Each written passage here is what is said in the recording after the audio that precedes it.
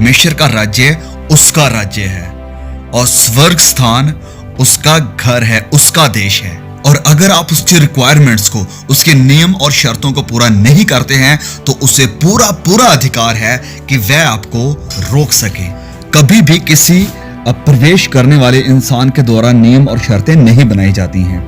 अगर हम उदाहरण लें किसी देश का, तो उदाहरण के लिए अगर कोई इंडिया आना चाहता है तो नियम और शर्तें या रिक्वायरमेंट्स इंडियन गवर्नमेंट तय करेगी, ना कि वो इंसान जो दूसरे देश से इंडिया में आना चाहता है।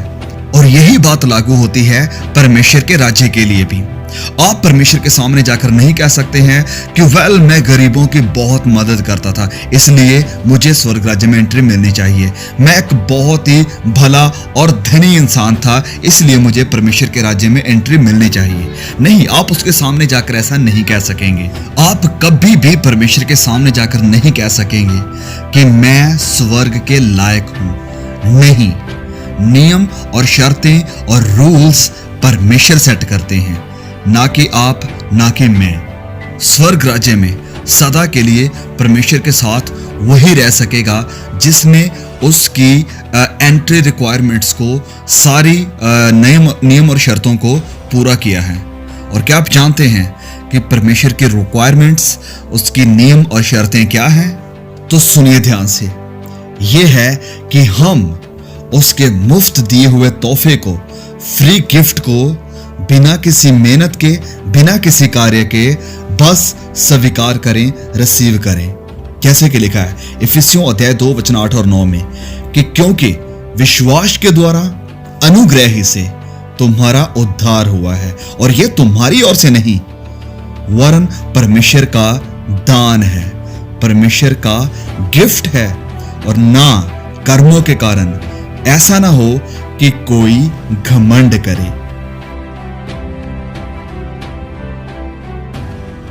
एकमात्र रास्ता जिससे कि ये सारी दुनिया खुदा के साथ मिलाप कर सकती है, वो रास्ता क्रूस का रास्ता है। एकमात्र रास्ता जिससे कि आप स्वर्ग में जा सकते हैं, वो सिर्फ क्रूस का रास्ता है। और अगर खुदावंद यीशु मसीह क्रूस के ऊपर ना गए होते तो आपके गुनाह कभी भी माफ नहीं हो सकते थे, आप स्वर्ग में भी ना जा पाते, और इस दुनिया की मुश्किलों का भी कोई सलूशन ना होता।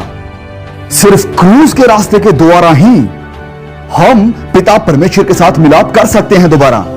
और इसीलिए यह जरूरी था कि प्रभु यीशु क्रूस के ऊपर लटका रहे, क्योंकि देखिए, इंसान परमेश्वर के खिलाफ विरोध करते आया है। आदम और हवा ने अदन में खुदा का विरोध किया, और तब से लेकर हर इंसान ने खुदा की व्यवस्था को तोड़ा है और उसके खिलाफ गुनाह किया है।